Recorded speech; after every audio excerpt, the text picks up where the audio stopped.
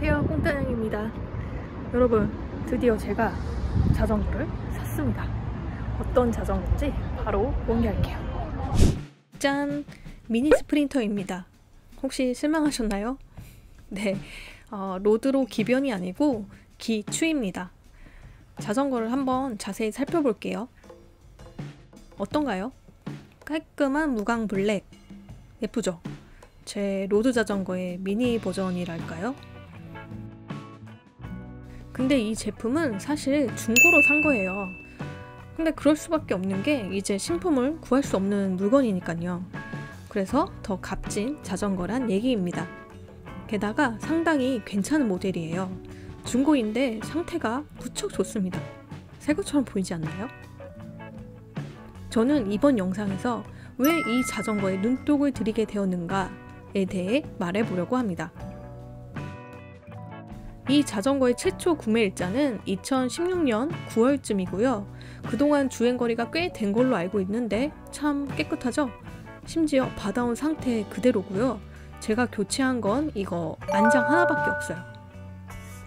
이 자전거는 원래 클라리스 구동계가 달려있는 제품인데요. 전주인이 전부 105랑 울테그라로 바꾼 상태입니다.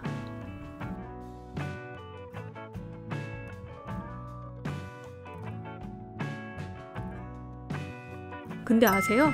이 자전거의 구동계 업글이 꽤 어려운 일이라는 거. 크랭크와 프레임은 비비라고 불리는 규격에 의해서 결합이 되잖아요. 순정 상태에서는 여기에 사각 비비가 달려있는데 이게 쇳덩어리라서 정말 무겁거든요. 그래서 경량화를 생각한다면 1순위로 교체해야 할 파츠예요. 물론 이 작업은 전 주인이 했고 저는 이 교체 작업을 옆에서 지켜봤는데요. 사실 전 주인이 제 지인이에요. 그래서 당시에 눈물겨웠던 그 의지의 현장으로 한번 가보시죠. 지인은 자전거를 구입하자마자 그 샵에서 즉각 사각 비비를 제거하려고 했어요. 근데 실패합니다. 샵의 미케닉이 아무리 시도를 해도 분리가 안 되는 거죠.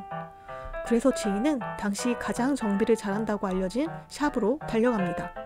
샵에 들어가니 거대한 몸집의 미케닉 분이 계셨어요.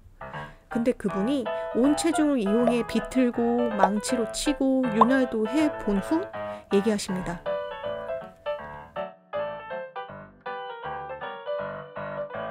그러자 지인은 얘기하죠.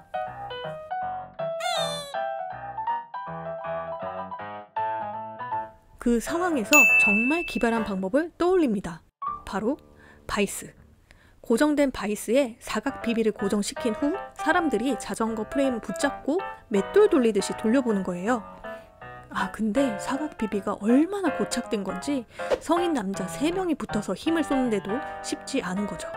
그리고 잠시 후 빡! 소리가 나는 거예요. 프레임이 부서지는 소리인 줄 알았거든요. 근데 사각 비비가 풀리는 소리였습니다. 그래서 크랭크를 105로 교체할 수 있게 되었답니다. 그런데 자전거 뒷바퀴 허브가 8단이라는 걸 뒤늦게 알게 됐어요. 8단 허브엔 11단 스프라켓이 들어가지 않거든요. 허브 폭이 살짝 모자라요. 하지만 지인은 포기하지 않고 허브를 공업사에서 깎습니다. 요걸 1.8mm 깎아내면 되는데요. 규격대로 정직하게 깎으면 또 다른 호환성 이슈가 발생해서 그것보다 살짝 부족한 0.9mm를 깎고 결국 성공했습니다. 그런데 의외로 까다로웠던 문제가 또 하나 있었어요. 바로 브레이크예요. 고급 브레이크는 암이 짧고 저렴한 모델들은 호환성을 위해 암이 길죠. 근데 브레이크 호환성 문제가 있다면 폼도 안 나고 성능도 떨어지는 이 기본 브레이크를 거의 그대로 쓸 수밖에 없어요. 간지 면에서도 그렇지만 브레이크가 잘 듣는 만큼 더 빨리 달릴 수 있다라는 말도 있잖아요. 간지와 성능 둘 다 놓칠 수 없었던 전 주인은 또 해내십니다. 바로 이런 범상치 않은 패드 소켓을 사용한 거죠.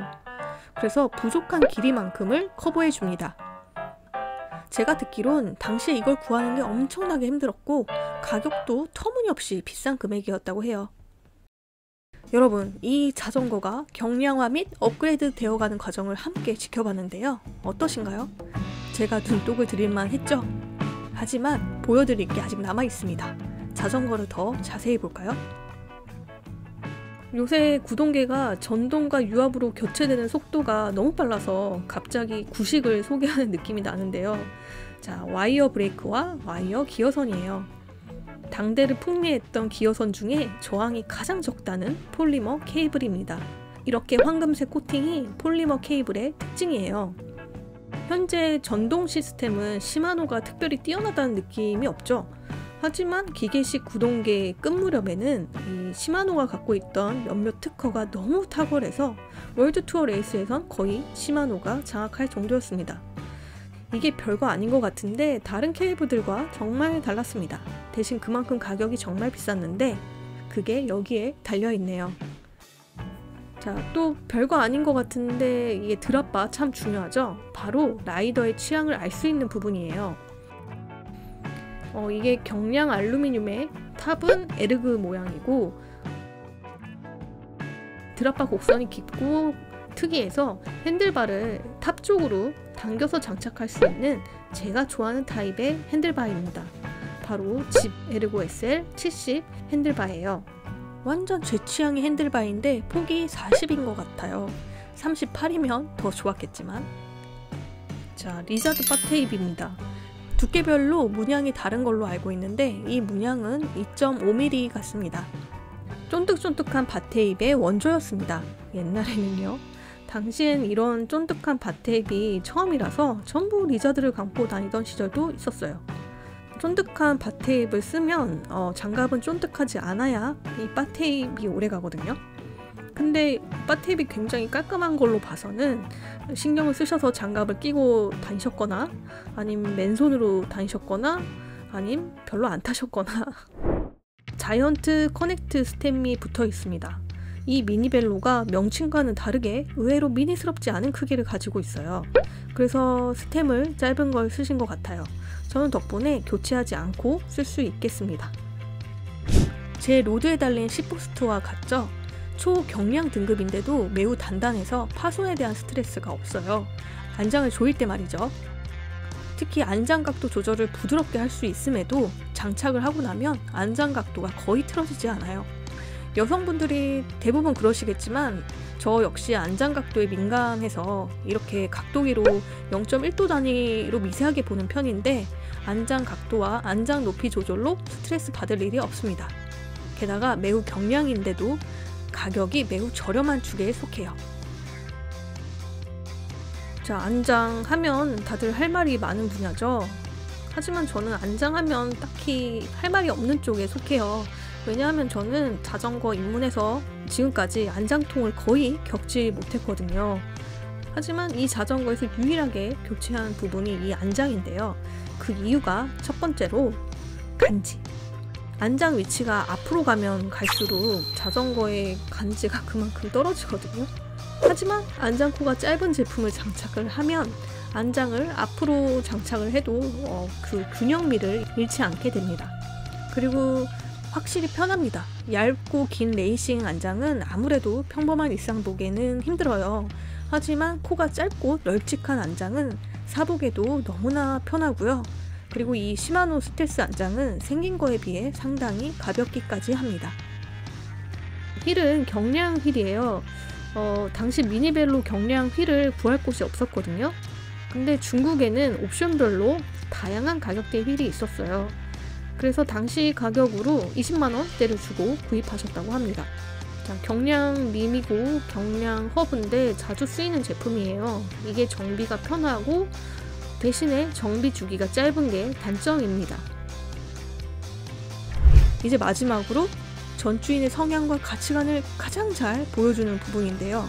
바로 프레임에 붙어있는 이 테이프들. 프레임을 깨끗하게 보호하고자 하는 의지가 느껴지죠. 이렇게 자주 오염되고 기스날 만한 곳에 카본 테이프를 다 붙여놨습니다. 탑튜브에 붙여져 있는 거는 메리디안 핸들바가 크게 꺾이는 특징이 있는데요. 그때 드랍바와 부딪히는 충격으로부터 프레임을 보호하기 위해서 이렇게 붙이셨네요. 여러분들도 함께 영상으로 보셨다시피 자전거가 대단히 깔끔하게 관리되어 있고 모든 부품에 신경 쓴 흔적이 보이죠? 이런 좋은 물건을 절호의 기회에 구입하게 되어서 저는 무척 행복합니다. 앞으로 잘 타고 다니려고 해요. 오늘도 영상 봐주셔서 감사합니다. 다들 즐겁고 안전하게 자전거 타세요. 저는 다음에 자전거 타는 모습으로 인사드릴게요. 그럼 안녕.